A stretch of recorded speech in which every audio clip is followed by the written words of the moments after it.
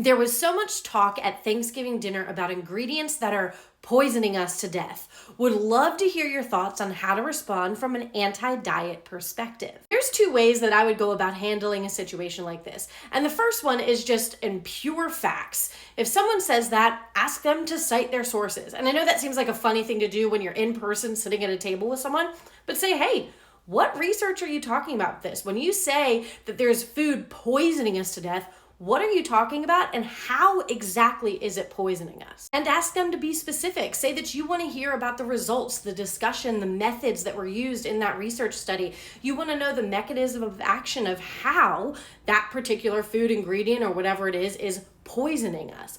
There's a good chance they're not going to be able to do so, right? They're going to be pretty flustered by that conversation and they're going to cite all of these headlines and Instagram doctors and whatever. And then that's when you can step in and say, there's not really evidence to support that, but to your point of poisoning us to death, the bigger issue here should be looking at how we can increase access to food, how we can increase nutrition education, how we can increase availability to the foods that you so-called think are better. Number one is the route that I would go, because if you're going to say something, I want you to say it with your whole chest and I want you to back it up with research. But I know that that's not for everybody. So the second way that you could reply to this is more from the standpoint of, hey, I realize that maybe you're bringing up this conversation because it's a hot topic on social media and in the media right now, but it is not helpful for you to vilify foods while we are all together at a holiday surrounding food. Maybe you didn't realize that this is what it's going to do, but all you're doing by starting this conversation is vilifying food.